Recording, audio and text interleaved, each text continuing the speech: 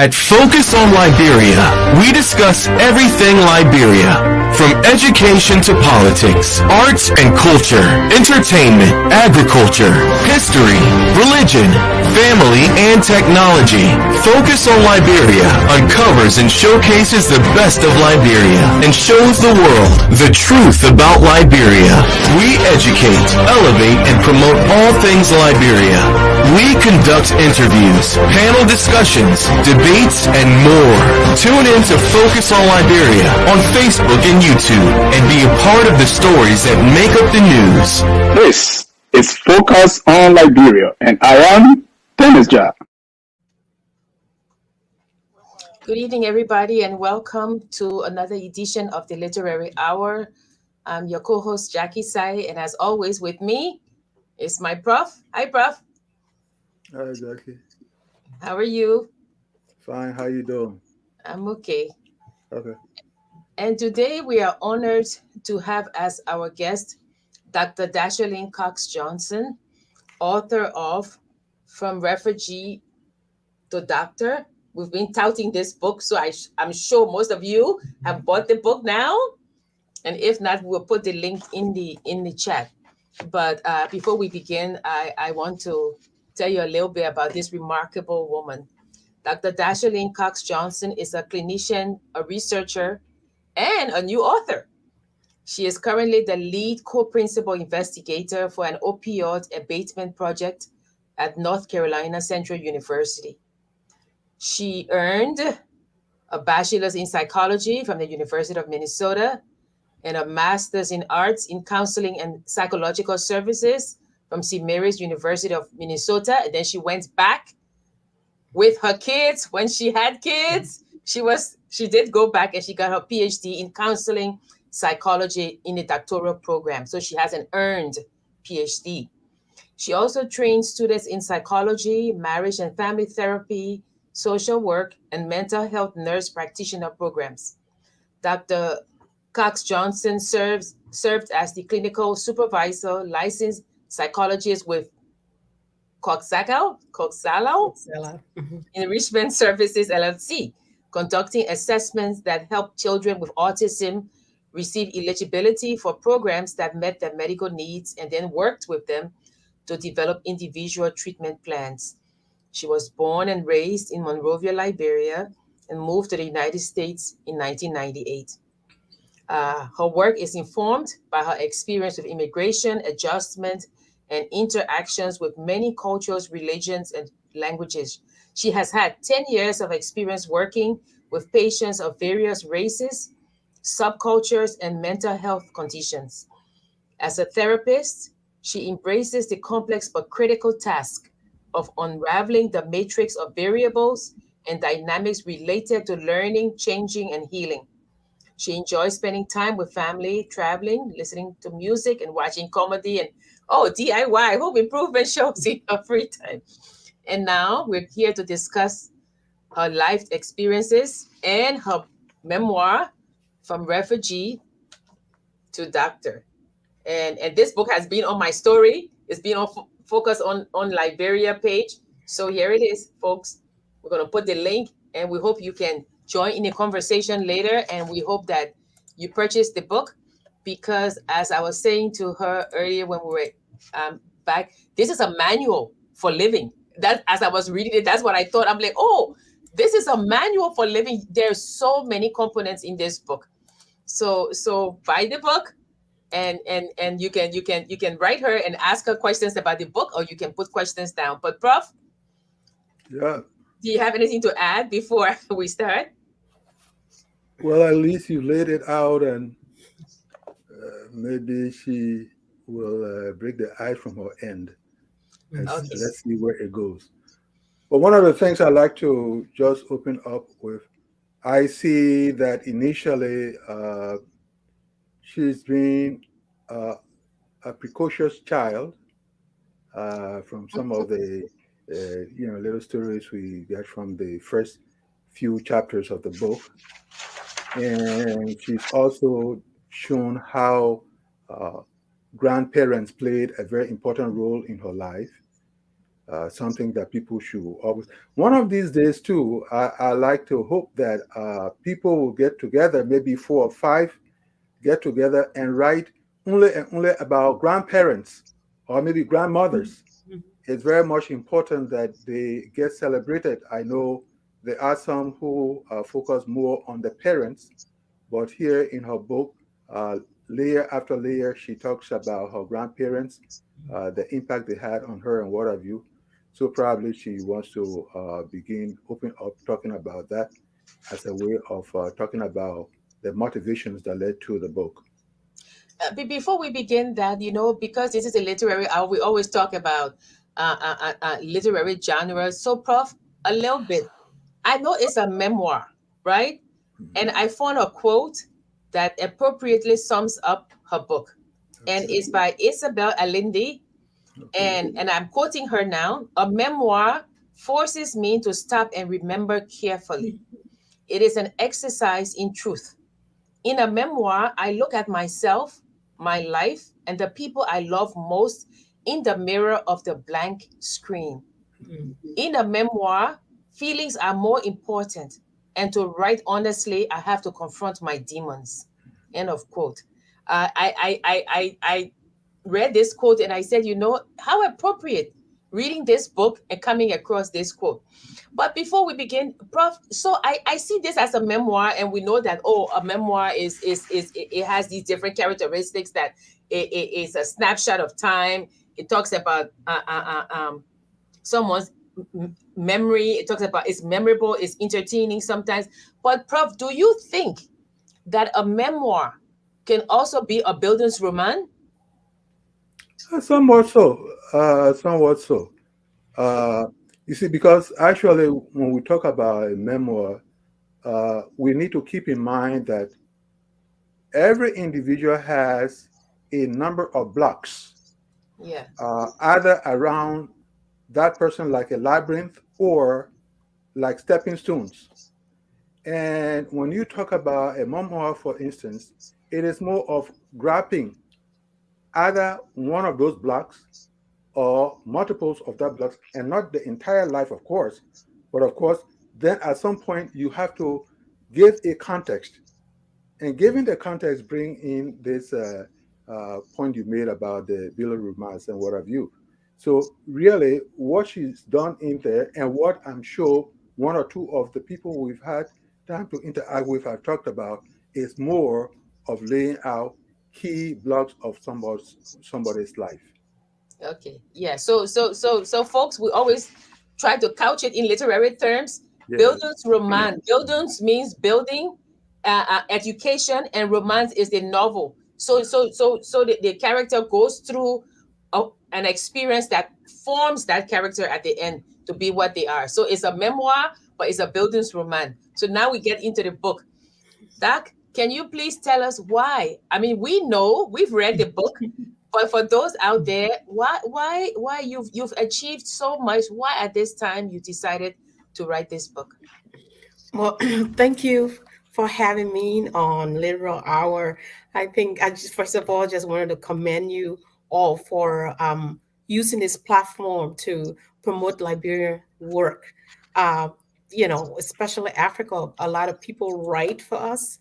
A lot of what we read, even in Africa, are things that people actually write. So I'm just glad that you are promoting this platform, that people with voices not heard, people like us, have this platform to be able to promote what we've written. A lot of people, I know a lot of people have written things about Liberia and history, and things about the war and stuff like that, stories.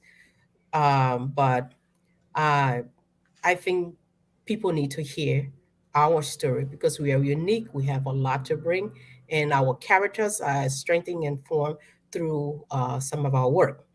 With that said, I I chose to write this book based on some of that, voices that I not heard, things that people have gone through. I have my daughter ask me the other day, "Why did you write this book, mommy?" And I said, "Well, I wanted you to know me better. I wanted you to understand me better, our heritage, uh, people that came before me, our ancestors. There are a lot to be learned about them that we don't know. Even me, not being fully indigenous Liberian, I know that the the loss of my culture uh, from different parts of the world, coming into slavery and going back and not really knowing where we originated. That's the sense of loss of ourselves sometimes motivated me to write partly in part, but most importantly, like you both have alluded to, my grandmother, the strong force in my life, and my grandparents were who shaped me, helped me to understand how to make the choices in life that I've been able to make. Not only that, the war forced me to grow up, and in some ways to question the trust that I had in humans, but at the same time somehow we grew throughout I grew through those experiences and end up here wanting other people to also understand that we are faced with so many difficulties. There will be a lot of joyful times, hopefully accomplishments, but through those difficult times we grow and we become stronger, we become better. So hopefully I can share some of my little advice that others can also learn from, and you know overcome some of their own hurdles. Yeah, I like the chronology of the book. Most of the time, sometimes it's back and forth. It's very reflective, but you can follow it very easily. And as Prof said a few minutes ago, that um, your childhood was also very eventful. And I will leave it up to you to buy the book. Yeah, it was very eventful, but one of the things I got from even in your early childhood was the sense of you questioning things.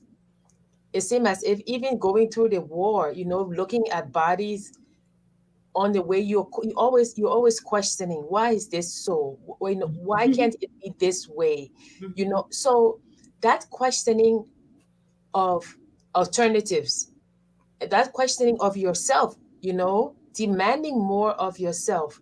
Where did that come from? Given your eventful childhood, um where did that, I would say, the other eye, to see the other side, where did that come from?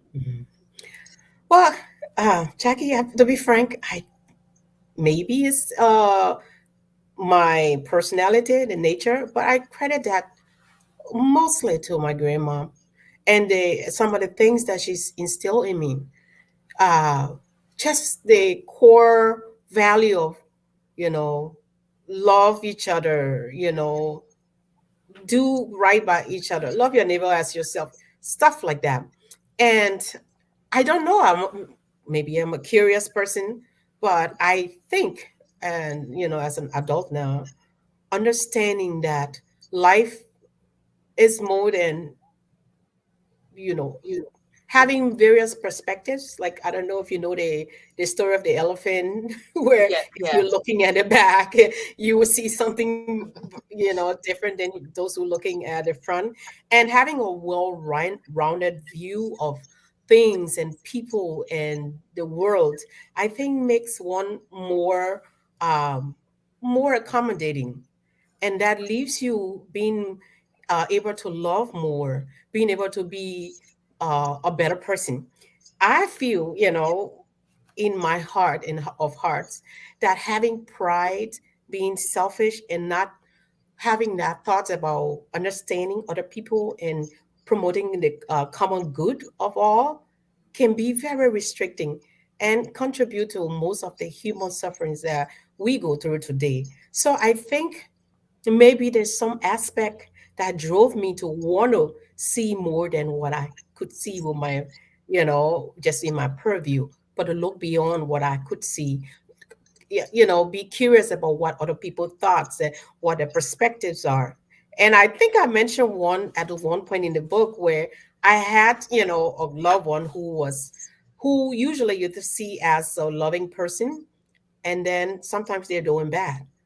That opened my eye. That stretched my imagination about, oh, people can be good and they can do bad things. They don't necessarily have to be bad, but we have dual capability, and that leads me being able to be more accepting of my flaws myself, and having the same accommodating, uh, lending the same compassion towards others who are not as perfect, or should be, I guess, who are not perfect as me. I I see also that growing up, you grew up in a huge household. Mhm. Uh, there were a lot of cousins, brothers, and all that. Besides that, there were people who were going in and out of your household. Your Mhm. mother did bread and all that, and so people would come by to buy bread, and she Mhm. would do this and do that. Did that kind of huge household that was also open to people coming in and going out as far as the community is concerned? Did I also have some? You can do the reflection now. Did I also have impact on how you look at life, not only inwardly but also outwardly? Yes, yes, absolutely. My grandmother having a big house and having an open heart, and people coming in, they will buy bread. Sometimes they notice she would just give them it.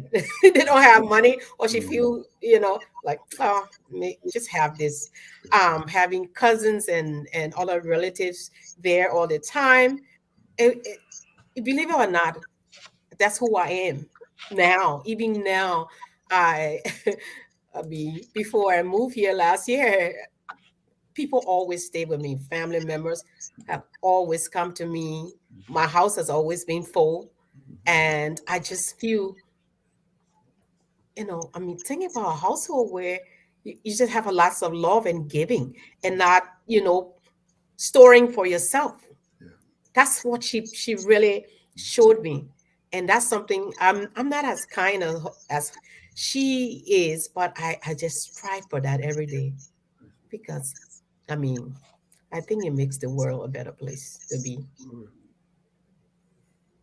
And then another part, when you all, when the coup came and you all went down to uh, Monrovia, that must have had, even though you were uh, much younger, that must have had another strange experience leaving from a place.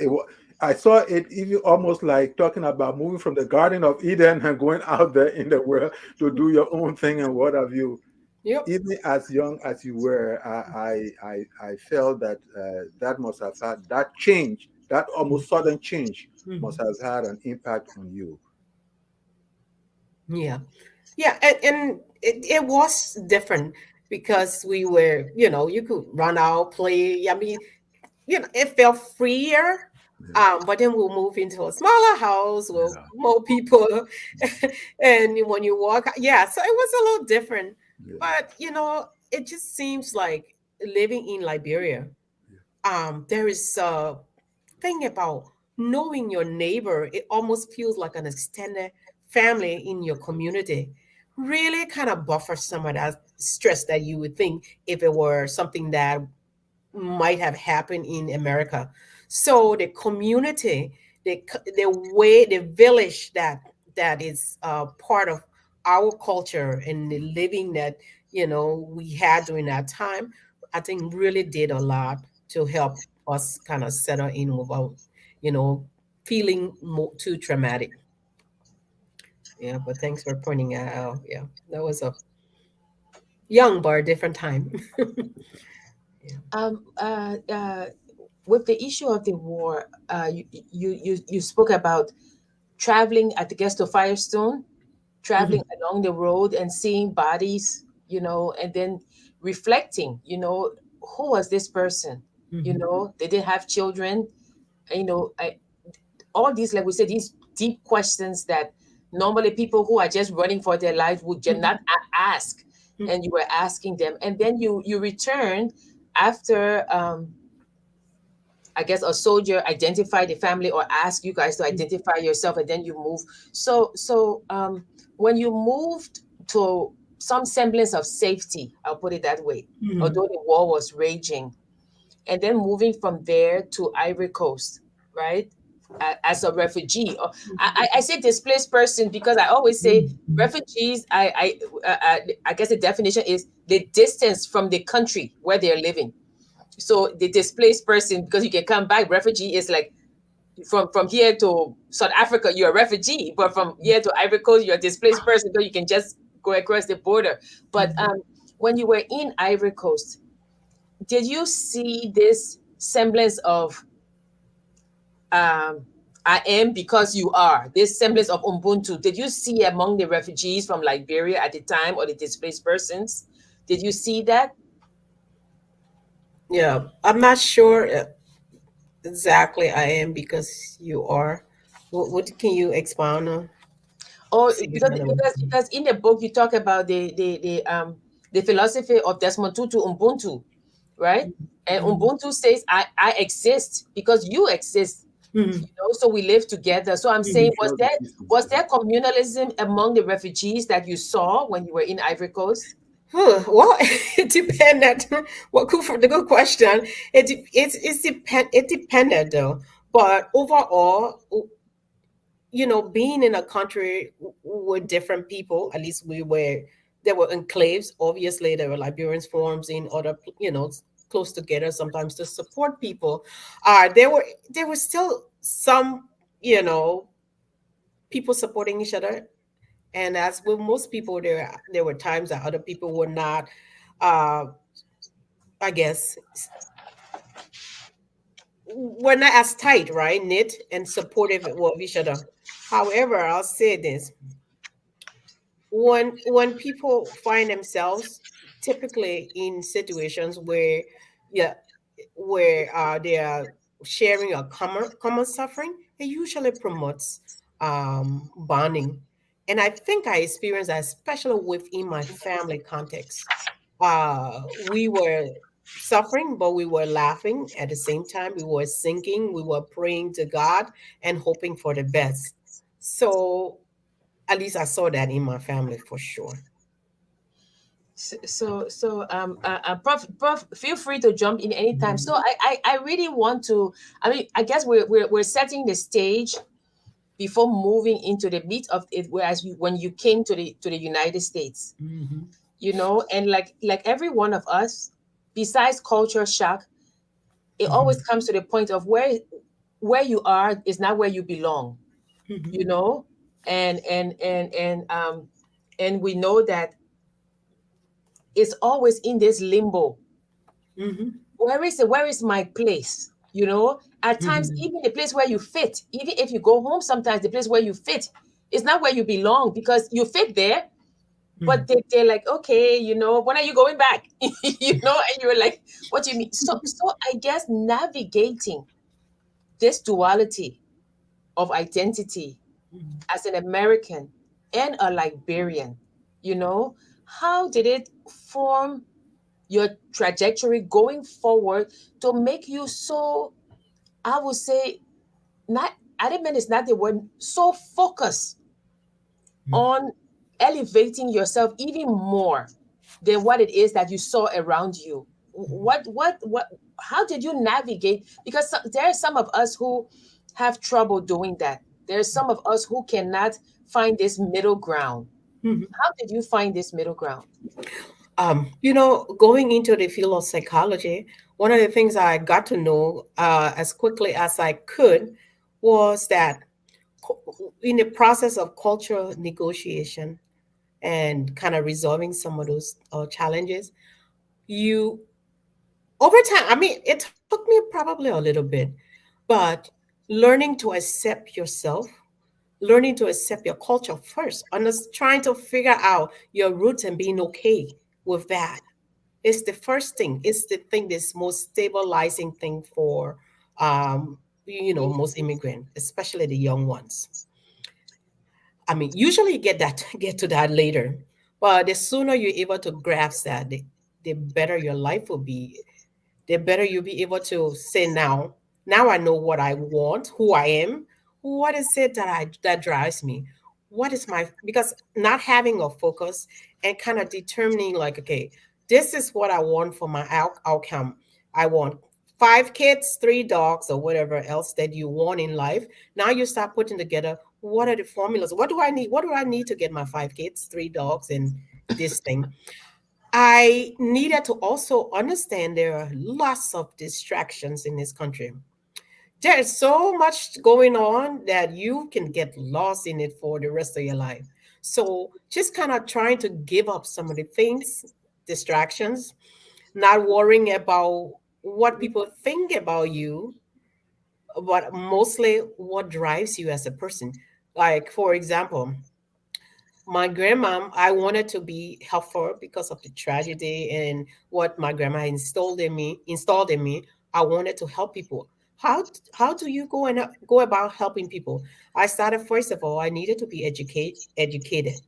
um, I have my hero, Nelson Mandela, who always, whose quote I kind of, that really drove me, because I always love learning. Even as a kid, I was always excited and feeling motivated when I'm learning.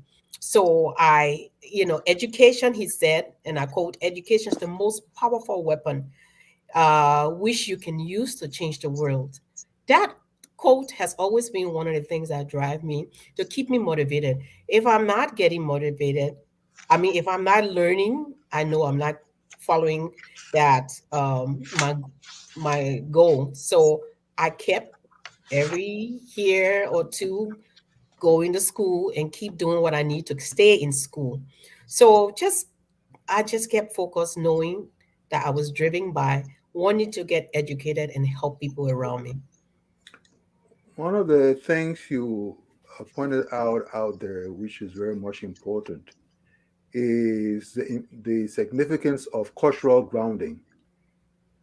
Without cultural grounding, there are so many things that can fall apart. Mhm. And I think that each time you are working on that book in terms of getting it out there, I think it's very much important, especially for those who've come from developing countries and have come here.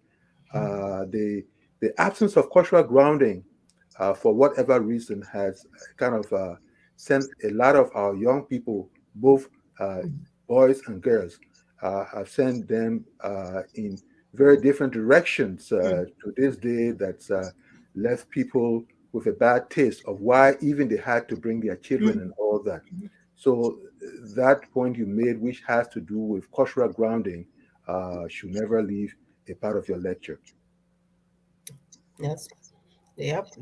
I mean, you just said it right, because the young kids usually, maybe the parents can speak English, tend to overlook them, and Yes, meaning, think like, oh, you don't speak English, so yes, maybe you don't know what you're saying. That, yeah, try to dismiss some of those, yeah, yeah. So just them learning, like, you respect your parents, you, in spite of whether they speak English or not, their culture may seem simplistic to you, but you will be surprised if you understood what that was about, why it's different, and understanding that people who are different can be legitimate, as important as yes, what you perceive the American culture is. First of all, you start learning to value your own roots first. That helps you with your own self-esteem. So it is so important to ground into our kids, that even those same kids will go out there and they realize quickly they're not as valued as they think. yes. And then sometimes along the way they will turn around and be like, maybe maybe I don't really fit what where I'm trying to actively fit.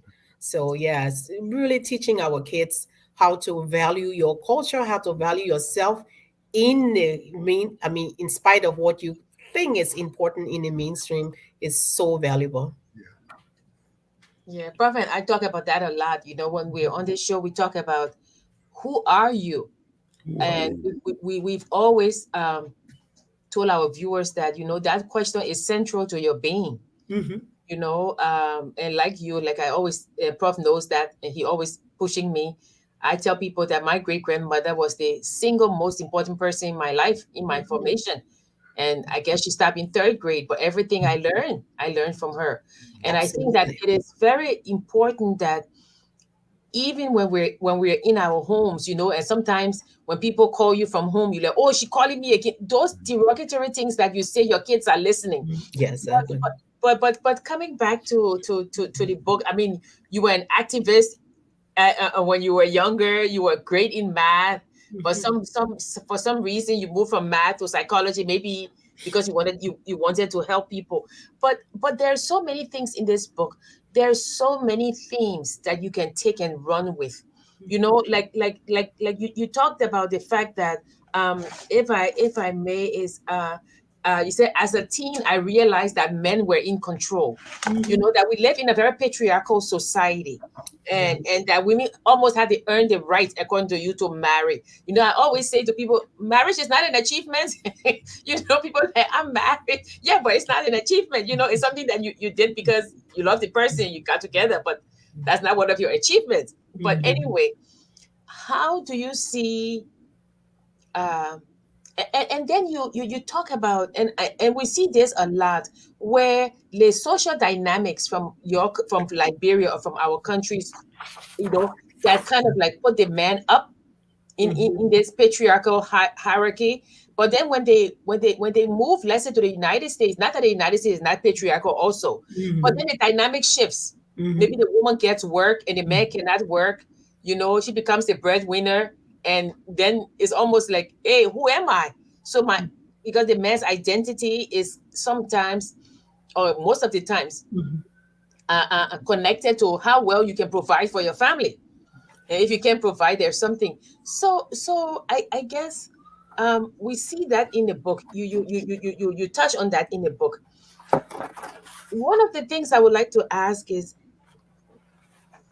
do you see that a lot in the immigrant communities? And for those listening, we're going to get some little advice.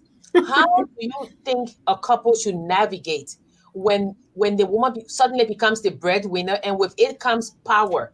And I'm just saying power Yeah. because, yeah. How do you think they should navigate that? And being grounded, as you say, in the Liberian society. How can you be true to your roots and yet be the breadwinner as a woman? Mm. Well, that's so.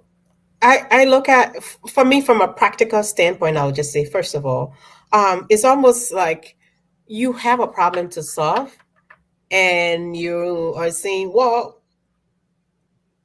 we have a formula, just use it, and the formula is not working. So I just think about it practically as saying, what can we do to make sure this problem is solved, if it's just something that we have just thrown ourselves into moving here.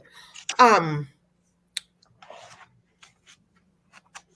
what I always like in my practice, you mostly told clients, um partners who came to see me, one person's strength may be in working and taking care of all your books and paying all the bills and just keeping up with all the details.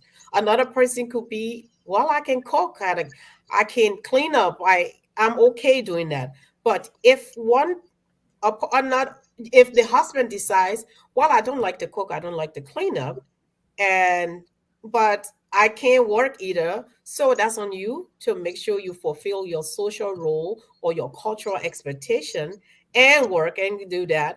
Then my question is always like, okay, what do you think about that? How sustainable is that? How does that impact your relationship? Is it worth, maybe the woman just kind of work herself to the ground and then maybe walks out of the relationship or just gets sick? I don't know, but it can't go on forever. So that's just something that has to be dealt with. So just negotiate. There are times, people have to change because the environment in which you change. It's just learning. You just need to evolve. I mean, that's why I ask people, evolve.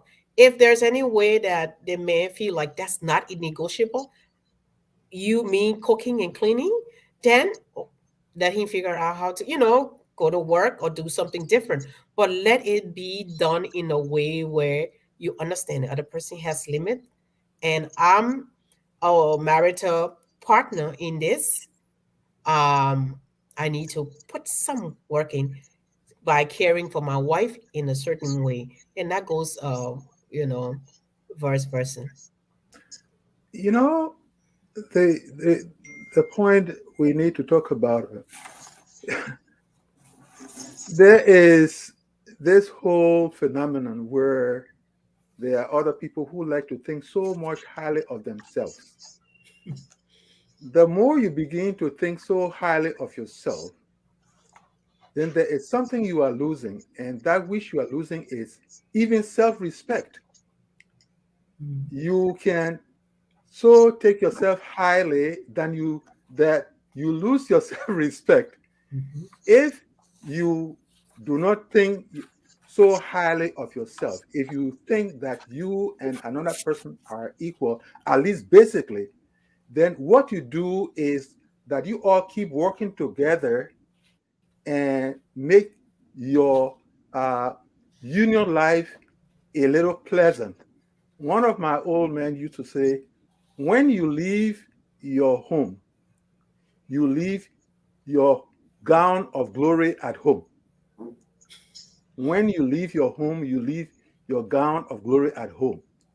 If you carry your gown of glory with you, definitely you will have so much chips on your shoulders that instead of being a contributor, you try as much as possible to be a liability. These simple things, one, not striking to be more important than you are, not seeing any other person as being nothing, those perspectives add to the sadness of life. Mhm.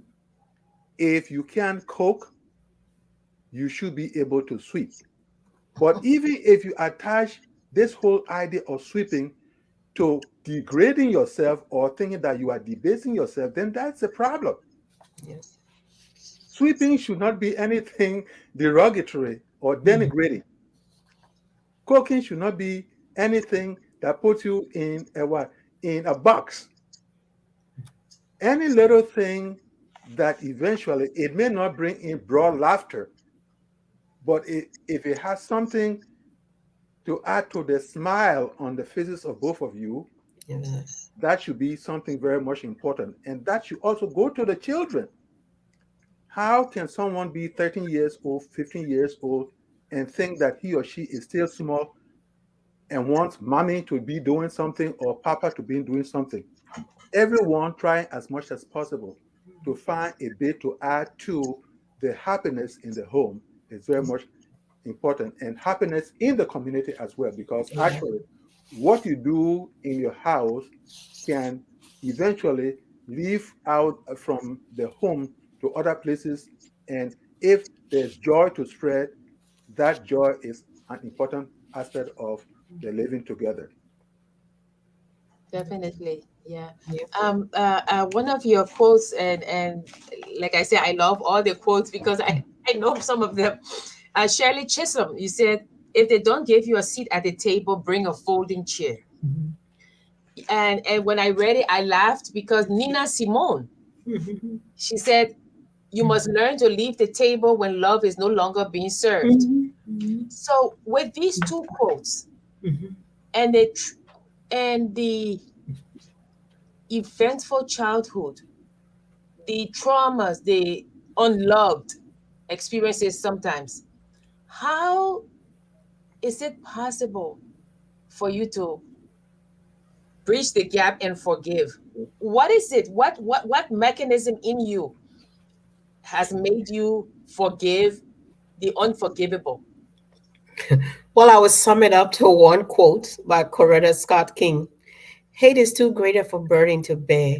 It injures the hater more than it injures the hated.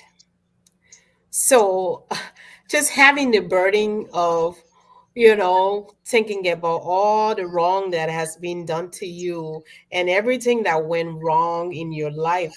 And just that burden alone stops you from growing, stop you from living, stop you from loving and being a free soul. So I decided that was not a choice for me. The choice for me to let it go. And letting it go not only gave me the freedom that I need, I extended grace and freedom to the person or people or circumstances that were, the circumstances that would have held me back.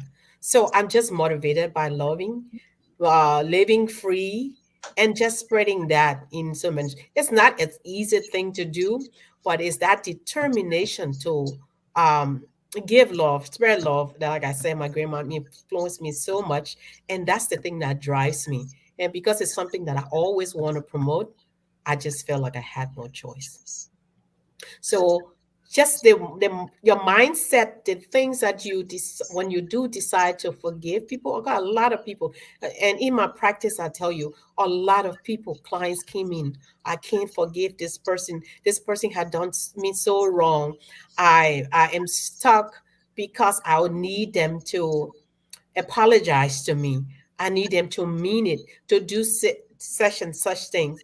And I sometimes will just tell them, most times, what if that person does not have the capacity, or you can't go back to change the circumstances that you had? What are you going to do about it going forward? Do you prefer being stuck and living in pain just because things you don't have things the way you want to, or do you want to just break yourself free and live the way you want to? Healthier mindset, and I guess live with love, because hate and love can't coexist. You have to give one out or the other. Yeah, that's true. Yeah.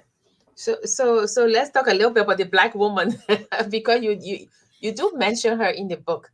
You know that a lot of times the black woman um, is marginalized. In fact, that there are not many black writers, black women writers. You know, you've joined the group, but a lot of them need to write more. So, what is it you think holds some of us back and in terms of achieving? Because something that I'm sorry, I need to read this because I think I wrote it down. So one of the things you said, and which I really liked, you said that what options, and this is a quote from you, a question, what options do I have when I stop dreaming? Mhm. Yeah. So so Doc, tell us how to dream in a nightmare. How do we continue as Mhm. black women? Can you please help us with that? My thought process with that is like, if I stop dreaming, then what? I mean, then what? Right. So let me address the black woman issue. Black women, black women, especially. I mean, from at least becoming educated here, living here, raising a family here. Back home, I mean, there's similar dynamics in a kind of different shape and context. But I'm writing a book now for depression, anxiety, and suicide, and it's centered around Black woman's story. There's this myth about the strong Black woman because, historically, women, Black women especially, um, uh, has been plagued by racism. I've been taught about Black women being stronger than uh, white women, and then kind of equivalent to white men. But kind of we are supposed to be strong, masculine, and I guess never being able to break and needing to do we don't need care. And over time, I realized that I can be ambitious. I can be, all those things, smart and everything. But there are times that I need that emotional break.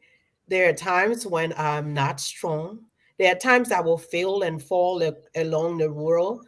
But what I want and I hope that society, especially within our family and our community, to really see us, know that even though we put, like my grandmother, your grandmother, and many other grandmothers, and people who have single-handedly at times with no husband or fathers or brothers, just carry the family, pray for the family, take care of the family, provide meals, some on the farms, work the fields and do everything else.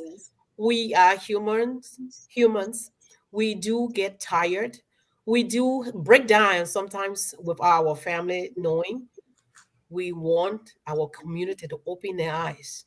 Take care of your mothers, take care of your grandmothers, take care of your sisters, nieces. Put your hands around and ask them questions. Because we can look successful. Some of us go with doctorate degree and all the times, but there are times that we cry, and we have to have people that we cry to. Life is never perfect. Sometimes we may see like we're successful and all of that, but it's not always the case. We are humans, we need. So I encourage Black women to please reach out. I encourage our community to please put their hands around us. We can make, I mean, when we are successful, we know our communities are successful. We know women all around the world determines the health and prosperity of the communities and these countries that we live in. So, I just could write a whole book about that at this point, and I'm focusing on that in my next book.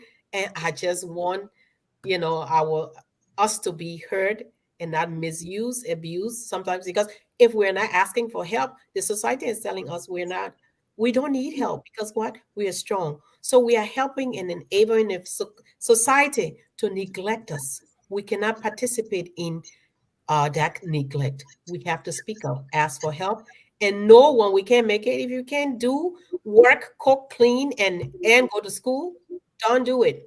Figure out one, give out one, or ask for help around some of them. Is my hope. It's all I can tell every woman. Know your situation, understand your situation, even sit down, figure it out sometimes, and ask for help. And with the trauma that people went through during the war, including yourself, and now you're in counseling. Have you thought about like returning and maybe counseling people who went through the war in Liberia? Yeah, so 20, I believe it was 2008. I opened an organization in Liberia with the intention of providing, introducing a mental health service along with some relief. I kept that organization open for 3 years, and I couldn't sustain it because I couldn't find any support over time, and I had to go back to get my doctorate. So that's when I kind of closed the organization. But I am, as my kids kind of get older and go back into going to college or something like that, that is still my goal, to go back home and really help people understand, because our entire country has been traumatized. The whole country, sometimes people don't believe that they are traumatized. We get in the state where we deny the impact of just witnessing, seeing the atrocities, the worst of human conditions happening around us. We're living those nightmares, deprive us so many, just the simplest things that other people, most people would have. Those things have severe impact. It's gone, it went on for so long, to the point where it has transformed our society. And I can tell you, one brick at a time, one fabric at a time, once we can get to letting people know what trauma is, how it impacts you, it shuts you down, it makes you unavailable to the next person, that a human connection that foster love and understanding, and the village that I like to call that community that we had. those things can be shattered completely by trauma. Once we can learn to put back those fibers, knit it back together and form our society again, we're gonna be going to, having a struggle for a very long time. So that can be done through so many programs. Just sometimes just the curricula in school can really help with that. So I'm looking forward at some point to give back in that way. Yeah. And Prof, did you say something? Maybe getting to comments that might be coming in. Oh, okay. Yeah. Let's read the comments before I. So Tapet Moses Monque said, "This is my first and only TV show online. I love you guys. Oh, thank you." And then of course this is the book. The book. If you want to buy the book, just click the link and buy the book.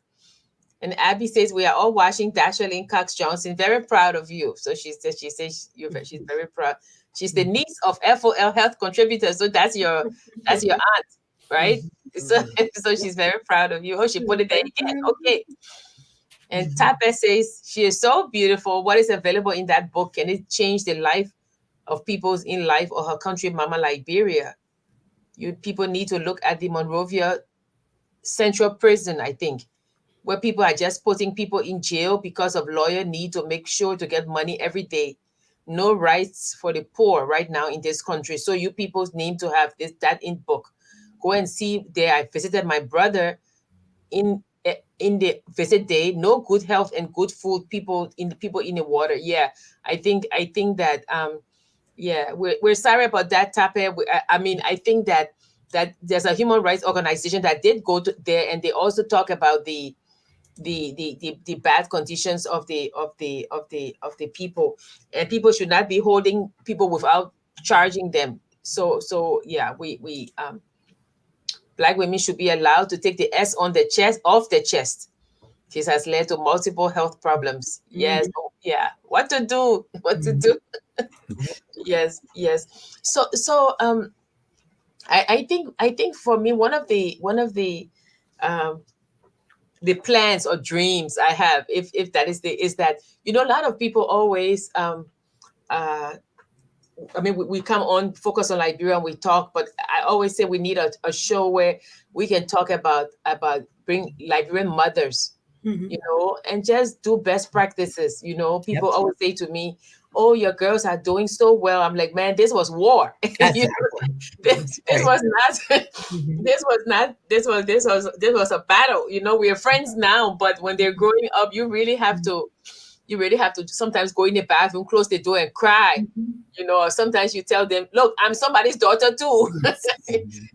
So I'm sure there are a lot of women, not only Liberian women, but other women. I mean, can you imagine if you're in this country, you don't know the language, you're a single mother, and you're working at a job that doesn't pay well, your kids are giving. I mean, that is the. So you want to be around people who know your struggle. Like you say in the book, empathy. Empathy will help in a way to say I'm not alone. Yeah. So I mean, I guess even simple things like, I mean, when I had my daughter, La Leche League, that's what they're called. They said, if you want a break, we can come for an hour. You can walk around, take a break, just go to the grocery store. Some people don't have that, and that's when they break, because they don't have that. But in your book, you give so many helpful advice to women to say, look, if you feel alone, like I felt alone, here is my story. Draw strength from it. And I think that the book is a very powerful tool in that. Like I said, it's a manual of self-love and self-preservation. That's how I call it. Amen. Evelyn Gehring say, we are so proud of you, Dr. Johnson. This is your Auntie Evelyn watching. Oh, I thought it was Auntie Esther. It's Auntie Evelyn. Evelyn. Yes, saying she's very proud of you. Prof, the man's Yeah. perspective, what say you? Come again. You were saying something I didn't pick it up. I said the man's perspective. No, I don't care what other people feel about it. You see, there's some mystery about women, and there's some mystery about women. Whether they get what you call Western education or what have you, even in the indigenous setting in the village, people say, "Oh, women are not kept in the limelight and what have you." But our people know who women are. Our people know who women will always be. That mystery, that mystery about women, always made it possible that when men went out on a conference and there was deadlock, they always said, let's go home and place our heads on the pillows. That meant that they were going out there to consult with the women. So, in fact, one or two times I've quoted this. One of the great African playwrights, Ousmane Souben of Senegal, Mm-hmm. he said that the value of women cannot be quantified. The value of women cannot be quantified. The value of women permeates life.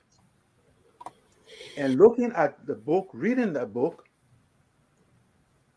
we get the sense of how dealing with the young people in the home by the old women and the young women provided context for these people to understand their lives. And even at the point you talk about child psychology, you talk about early childhood education, you talk about those, women have had their roles to play in that process. And that is what I began my comment with by saying that there is some mystery about women that we can never so easily understand. And when they move to education and are grounded in education, you cannot so easily beat them. That is a reality. And so when you see a story coming from a woman who went through life, and even though still young, had been able to tell the story. Telling a story is important, people. Telling a story is important. You are celebrating life.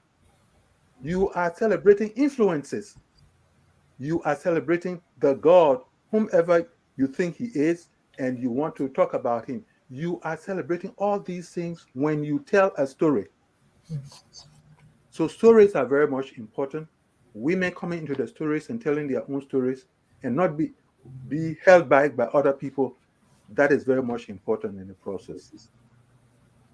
I think in the book, Dasherline also talks about men that, I think Abby in the comments, she said that black women should be allowed to take the S off their chest, but men as well. Sometimes men don't like to show weaknesses. They'll go in the room and cry, but it's important for them also Yeah. to show their human side, to say, look, I too am human. But talking about the book again and about the next generation, um, I see that in the book, your grandmother plays a pivotal role. So how do you and how should we? I mean, my kids know because growing up, they didn't have cell phones. We were traveling, I would lock the door. The car door is locked, and I would just tell them stories of my great grandmother. So how do you carry on her legacy in the book and with your kids that the others who are listening might want to do the same? How do you do that? They say, well, if you want, modeling is more powerful than saying things, because you can say to your kids, don't do this, don't do that. I feel like opening, like she did. I saw her being kind and generous, and would share what she had with people, and sometimes people she didn't know. I saw how motivated she was to just show love and kindness to other people and to care for us. She did a lot of sacrifices. I try to do that for my kids. I watch her They are really devoted Christian who, I don't know if I ever heard her swear or anything like that. So I just try when I can to model what I feel like that the message of my life is. Sometimes, I mean, we're not perfect, obviously, but just this focus in life that I believe that really has been able to get me to a lot of places where I want to be is how I go back. I have, first of all, what my values are, and I focus on my values. Because at the end of the day, you're going to get up, you're going to fall, you're going to have some twists and turns along the way. But if you get up and continue that focus of I want what drives me today, I want to model how to be a good parent. Like, I mean, for grandmother or other culture, sometimes people didn't really hug and say I love you, a kid, and do things to show that you love them, spend time with them and stuff like that.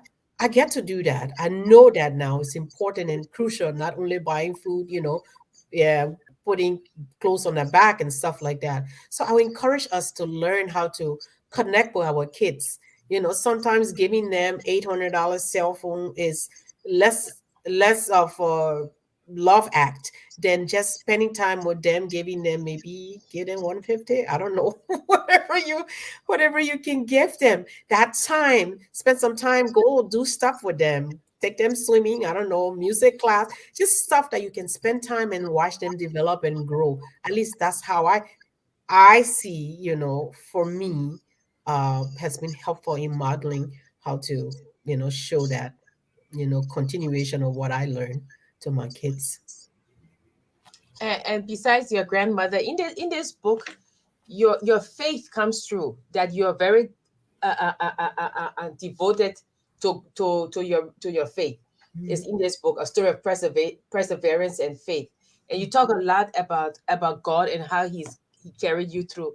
So were you always a deeply devout person, or Mhm. was it strengthened over the Yes, one yeah. more time. I mean, not most people, especially as a kid. My grandma instilled that in the beginning, read Bible stories to us in the evening and kind of teach us the values and all of that. Over time, when we moved to Monrovia, where she was less involved, we kind of slid away and kind of went off as teenagers and young adults doing our own thing, teenagers, I guess, till the war came in. So the war parts of what I experienced at least strengthening my faith, because I mean you grow with adversity. That's just the way it is. Not many people grow by just having life all fun and joyful. Not too much growth happen. So once you are forced to, encounter some of those, events that we did, moving over here, facing racism and adjusting to all the changes that happen, at least I was forced to think about what strength do I have in me? Where am I going to get it? There has to be internal strengths once that you kind of get within you to keep make the changes that you need to make, gravitate towards God, because I you know experienced a bunch of stuff. I had a sick son, I mean, you name it. And then during the pandemic, my grandma almost died. It was just the thing that kind of always held me together. She's always prayed for me, and I always rely on that prayer. And at some point, I knew that was gone now. And I said, well, that's the one big thing that she showed me. I mean, she's demonstrated. Now I get to pick up that mantle. I get to pray for my kids. I want them to feel as secure as I feel with her being present and knowing that I can go to her anytime, knowing that if I'm running around, she got my back. So it just felt that strong connection that she had on God. I needed to develop it for myself now and pass it on for my kids. So, I mean, over time, it developed over time, not all at once, not very early on, really. I mean, actually, uh, people can talk about war, people can hear about stories of war, but the energy of respect for the unknown noon, that great God, it's only when you've passed through the fire, Mm-hmm. it's only when you've passed through the layers of fire. Mm-hmm. You may not wear it on your sleeves, but deep down, you know first that there is a force called God, or whatever name any culture wants to give that force. But there is that force that keeps guiding you. The idea that you will pass through checkpoints, the idea that you will pass through forests and all that, and you get on the other side, while others, not that you are perfect, more perfect than they are, but they drop and they never rise again. That idea sends something in you that you never so easily forget. And you can, by yourself, in your corner, wherever that will be, you will always think about that. So that force that comes with the experience that you go through, that is why, again, I come back to the importance of telling the story. The importance of telling the story. That telling the story is going to kind of it's more like uh you catch a sneeze and you throw it out there and people pick it up and run with it. That's the kind of thing that comes with writing a story that is genuinely felt. The events that you talk about and people look at and say, just like Jackie was saying, you know, that she read the story and she said, but this lady, we haven't known each other. But this is the story. This is my story, and what have you. Yes. The collectivity of energy comes in the picture, so that when someone writes, it gets to a point where you want to have something to write. And hopefully we won't find those who have not written that are dragging their feet. No, Jackie, I'm not calling your name. Those Okay. who are those who are dragging their feet and what have you will get the energy, the inspiration to be able to write something, which is very much important. We're talking about, how God has been able to kind of uh, get to you and who made it kind of ignite that light in you. Yeah. It is once in a while important, once you have passed through this whole experience of the war or any kind of difficult thing that's happened in your life, and you have the energy to share it, definitely you are telling a larger story that people should come to and see whatever lesson they can learn from that. Yeah, I mean, she's shown us definitely. I mean, I read his book, "Strength in Your Scars." Yeah. And that Thank book, you. is. I mean, reading her book. There are so many instances in the book that you can relate to. And as we say to our viewers, please buy the book. Yeah. It's on Amazon. It's called "From Refugee to Doctor." Yeah. I mean, quite a remarkable story. And as you say, be focused and know what you want, because all other is noise. You just focus on what it is that you want, not at the expense of others, but sometimes there are some goodbyes that are meant to be in order to get where you are. So Dr. Johnson, so if you forget, I mean, let's step the grandmother aside and the Christianity. If there is one thing you want the Black woman to know, we're going to try to get some little advice from you. What would it be? What would it be? I guess the Black man as well, but let's say the Liberian, because like you said, there are multiple identities.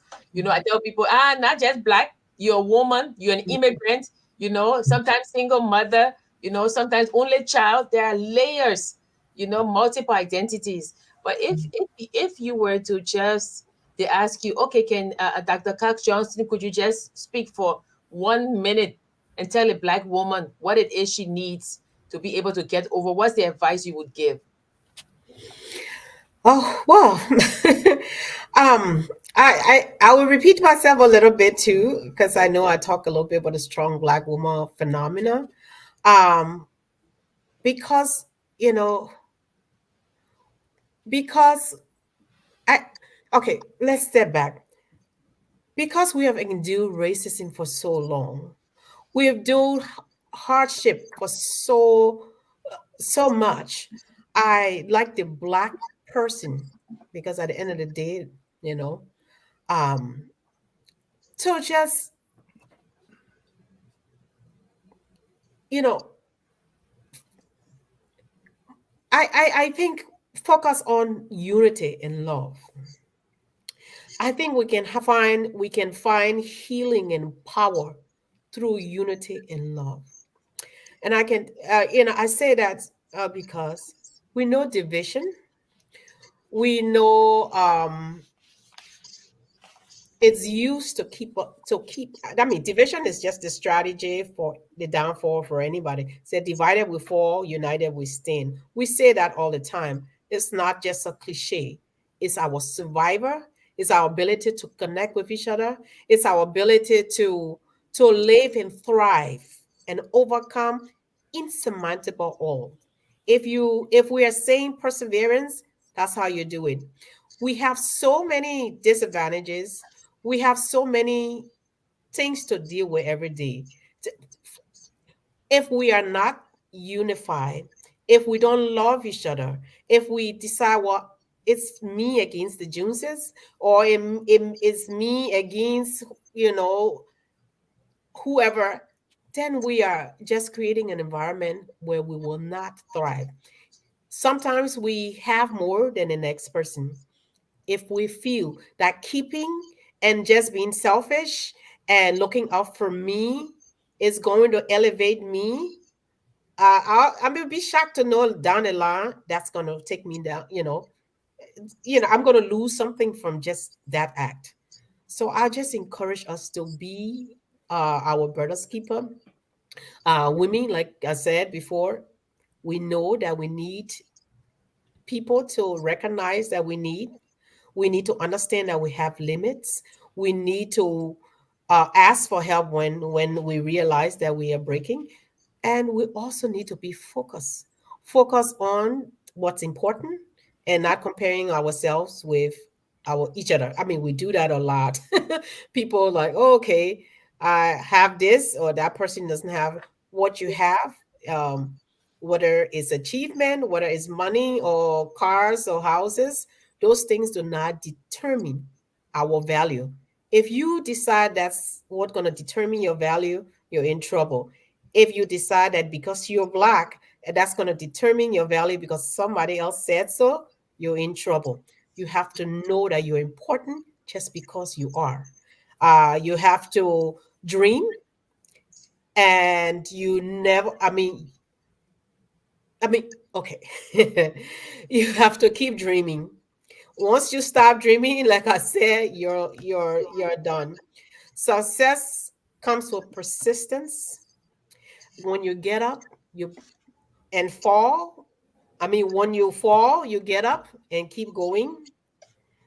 And just believe me that the reward is great. Is not as great without the struggle, according to Wilma Renda. And I believe that so profoundly. I love Liberians, and I feel like we kind of like we have the spirit of David. And in the Bible, we are imperfect, but yet faithful. I know I went since the war, you go Liberia, there's church everywhere. Wherever you go, there's church or Yeah. synagogue or mosque or what. There is, we don't have many Jews, but of course, but there's that spiritual seeking that we know there's something bigger than us. If we can keep in mind our spirit, that knowing that there's something bigger than who we are, and it's worth giving us a part of us just for us to be unified, support each other, and thrive. I think we can overcome almost anything. And there's a quote that you ask us to put up. Unfortunately, I see that is unable to be posted. So either you could read it or I could put it in the comments. You decide. You can put in the comments. God, I don't have it in front of me. Sorry. Okay, okay. So this is an excerpt from the doctor's book, and I'm putting the quotation marks so you know it's her words. So don't quote it without her. And I'll paste. Okay, so there we go. Okay. Oh, okay. I see what's happening. So it's kind of long. So it No. goes four. But do you want to read it, Doc? She, I she don't doesn't have have it. it. Oh, okay.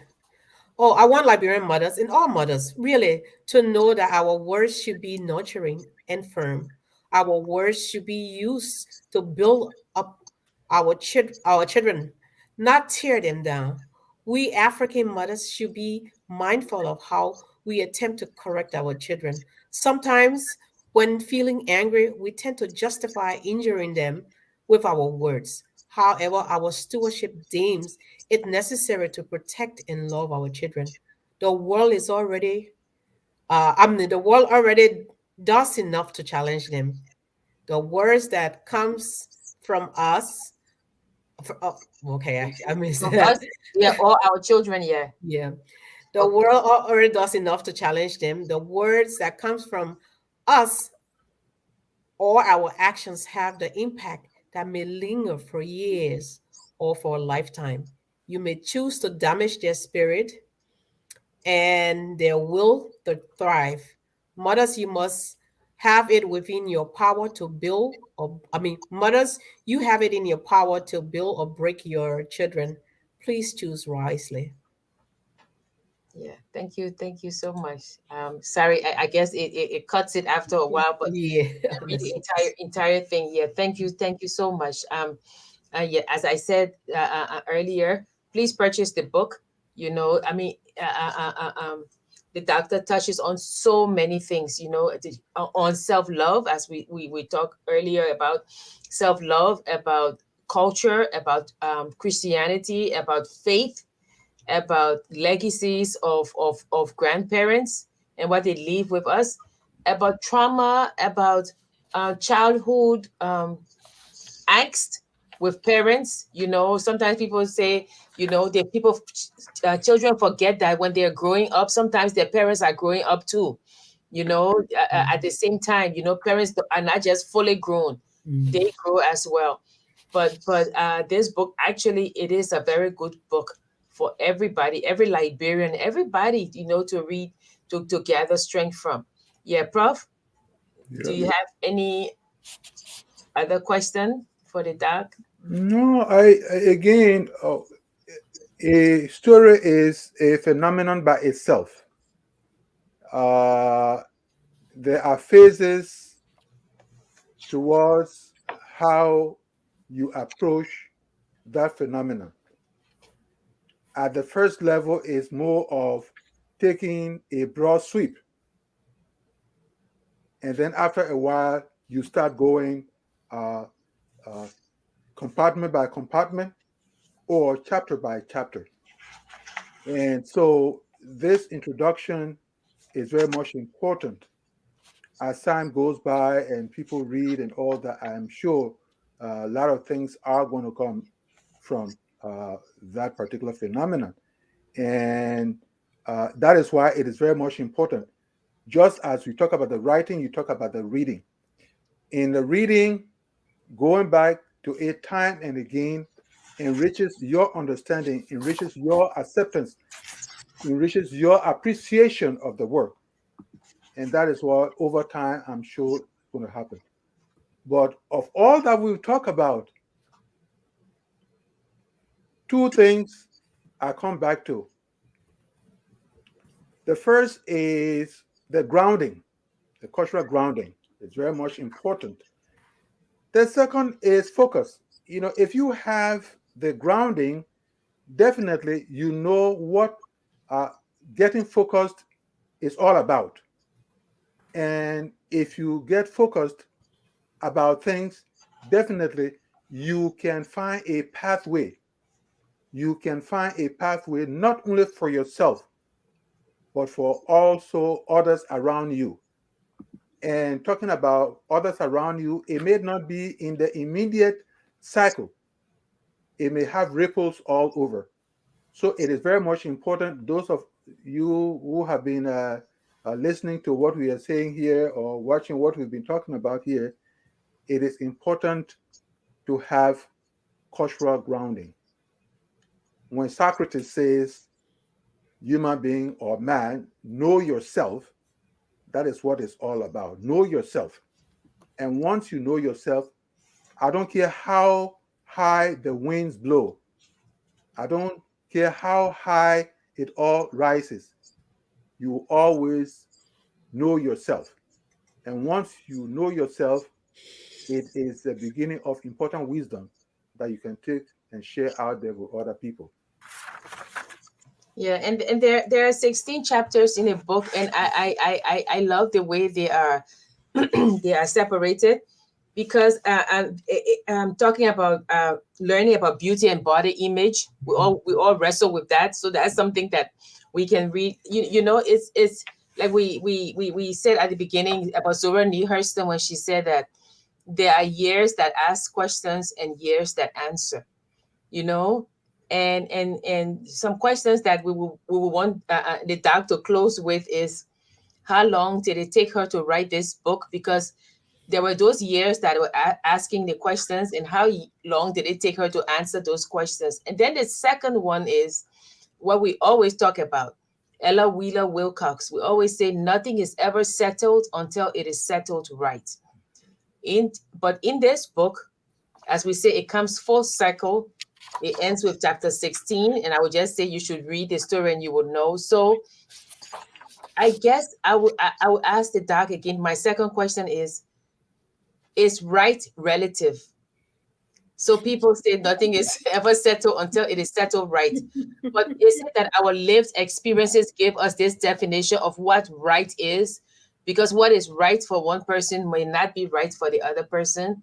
How do we know when it is right? So, Prof, I will leave those two questions with you, Doc, before we close. Oh, you want me to go? Yes. Oh, okay. Oh, okay. well, that's a very good, profound question. It leaves me scratching my head. Well, I'm telling my clients every day, well, your truth is your truth, and you know it, and you feel it. So, you know, sometimes we have misnomer. People, say the same thing with multiple different words.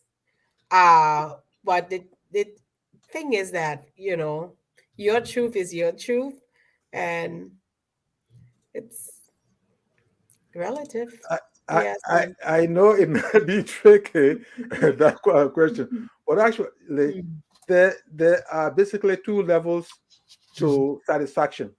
Mhm. The first level of satisfaction is the individual self, but Mhm. even that satisfaction cannot have longevity when it is not tied in with the satisfaction of other people. That's where the idea of right or truth comes into the picture. Mhm. If you are self-conceited and you think that the truth that you have is only and only yours and you can put it in your pocket, it will not take too long when you find out that no, because it does not connect with other people's truth, it has a problem. That is the same thing about right. When you say something is right, if you think about it in a conceited way, you will think that right is right. But no, wait until it does not connect with the right of other people. Otherwise, because I say that because we human beings are what? Group animals. It is through group joy that we enjoy our own joy. It is through group acceptance that the truth that we are talking about, the collective truth, can become very strong. And that is why normally people say, well, if you are talking about your own satisfaction and within that context, you say this is right, you have to be very careful. That is the same thing about truth. If you say what you're saying is true about, well, that's my truth, I don't care what you say. No, you cannot say that. You can say that, but you must not say it because you are a group animal. What is not basically true that can go around does not have that energy. And if it doesn't have that energy, over some time, you find out that you did not hold the truth, and therefore it has a way of what boomeranging. And if it does boomerang, then you have a problem. So the short of the long is that truth is not truth until it is a collective truth. Right is not right Okay. until it's collective right. Probably I will I didn't know where that question came from, but it can be angled in so many aspects. So my hands off that. Yes, we're going to. I'll let you do it. I'll let you do your job. Yeah, you and I gonna argue that after we're gonna talk a little bit about it. Exactly. I just wish I want to be a fly on the wall to hear that. Yes, but we want to thank you so much. You know, I mean, prophecy every time you read a book, but here's the book right here. Is really an inspirational book from refugee to doctor. It's a manual, as I said, of life, of overcoming adversities, of the triumph of the human spirit. You know, we ask you to please purchase the book, read the book, you know, and that way maybe next time when Dasherline is coming, you guys can have more questions to ask, you know, because our audience is very quiet today, but we want to say thank you, you know, thank you for taking your time to be with us today. Thank you for writing this book. You didn't answer the question, how long did it take you? Oh, well, I started writing it, I believe it was September of 2021. Okay. So it took a year between writing and publishing. Okay. So writing it was around 6-7 months, and then the publishing process another 5-6 months. Yeah, but thank you for I guess because your experience with your and the wealth of knowledge in counseling, you're able to bring up all of these things that you know that some people might not write about, but this is so very important. Corto Tyler says she's very proud of you. You know, it's so very important. So we want to say thank you. You know, and please, when you write the other book, we'll be waiting. Okay. To discuss it as well, and yes, do go back, you know, because like you say, people are traumatized back home and they don't realize that they're traumatized, you know, and that's one of the problems, you know, because you have to acknowledge it before you can be healed. Yeah, so thank you so much. Thank you for your patient family who's waiting. They're like, it's 1 hour, it's over 1 hour, it's 1 hour 30 minutes. But we enjoy it's all good. It's all good. Yes, we enjoy talking to you. So thank you so much. And we want to say thank you to our viewers. Prof, last words, last comments, not words, but comments. What? No, again, there are certain things that bear repeating. We've said in this place that understanding your identity is very much important.